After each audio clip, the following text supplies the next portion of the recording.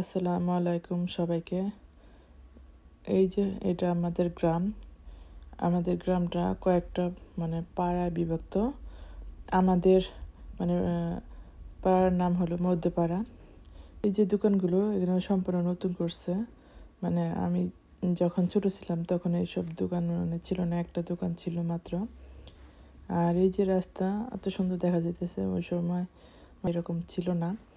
এই যে কত বড় এখন রাস্তা দেখা যাইতেছে, অনেক সুন্দরও দেখা যাইতেছে। রাস্তাটা পরিষ্কার পরিচ্ছন্ন দেখা যাইতেছে অনেক আগের তুলনায়। আর এই যে বাড়িঘরগুলো আগের চেয়ে অনেক অন্যরকম হয়ে গেছে। আমার কাছে চিনতে অনেক কষ্ট হইতেছে, কার বাড়ি কোনটা। এই যে এই এই সাইডে আবার এই যে গাছগুলো আছে, অনেক সুন্দর দেখা যাইতেছে। আগের মতো অনেকটা আছে, আবার অনেকটা চেনাও যায় না। এই যে এখানে আমরা কত খেলাধুলা করছি। এখানে আগে সবজি চাষ করতো, এখন তো এই যে অন্য কিছু লাগায় রাখছে। আর আর এখন এই জায়গা থেকে অনেক সুন্দর দেখা যাইতেছে। এখানে এই যে গাছপালাগুলো সেই আগের মতোই অনেকটা আছে। ছোটোকালে এখানে অনেক দাঁড়ায় থাকতাম, বা ওই যে আমার সমবয়সীদের সাথে কথা বলতাম। এখানে এই যে অন্যরকম সুন্দর দেখা যাইতেছে। এই যে এখানে সাজনা গাছ আছে, এই যে কলমি গাছগুলো আগের মতোই দেখা যাইতেছে। এই যে এখানে এই যে লেবু গাছ আছে এই বাসায়, অনেক আগে ছোটোকালেও এরকম ছিল আমি দেখছি। যে বাড়িগুলো অন্যরকম দেখা যাইতেছে, নতুন, এগুলো নতুন হয়েছে। এখন আমি কার বাসা কোনটা এটা বলতে পারবো না। ছোটোকালে তো সবার বাসায় মনে ছিল যে কার বাসা কোনটা। এখন তো অনেক নতুন বাসা তৈরি করছে, নতুন নতুন অনেক এখানে বাসা তৈরি হয়েছে। এখন এখানে চেনাও যায় না। এই যে কত সুন্দর দেখা যাইতেছে গাছগুলো। আর এই যে এখান থেকে এই যে আমরা এখানে এদিক দিয়ে নদীর কাছে যাইতাম, সূর্য এদিক দিয়ে। আর এই যে এটা নতুন বাড়ি করতেছে। এখানেও খোলা ছিল আগে। আগে এখানে অনেকে ধান চাষ করতো। আর এটা নিচে আবার পুকুর আছে, অনেক পুকুরে ভর্তি হয়ে গেছে প্রায়। এই যে কত সুন্দর দেখা যাইতেছে।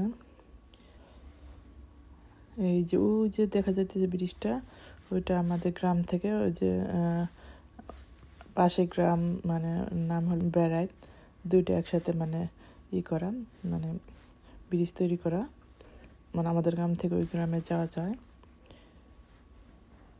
এই যে এখানে কত আমরা হাঁটাহাঁটি করতাম বা ঘুরতাম, এখানে অন্যরকম ভালো লাগতো।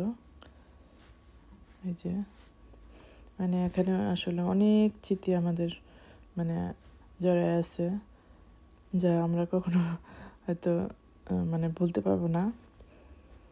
এখন তো এই যে অনেক ছোট ছোট বাচ্চারা খেলাধুলা করে, ওদের চেনাও যায় না।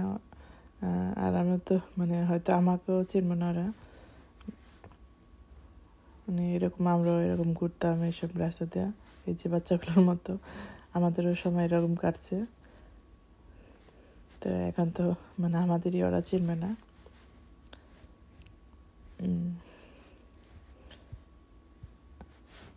বিকালে অবসর সময়ে প্রায় এই যে এখানে এসে দাঁড়িয়ে থাকতাম এবং প্রাকৃতিক সৌন্দর্য দেখতাম আমরা। বিকাল টাইমে অনেক ভালো লাগতো। আমাদের যে এখানে অনেক সবজি লাগাতো, দেখেও অনেক মন ভালো হয়ে যেত। মন ভালো না থাকলে এখানে এসে দাঁড়ায় থাকতাম। আবার যখন স্কুল থেকে আসতাম, স্কুল থেকে আসার পরে রেস্ট নেওয়ার পরে এখানে আইসা ঘুরে যেতাম, ভালো লাগতো।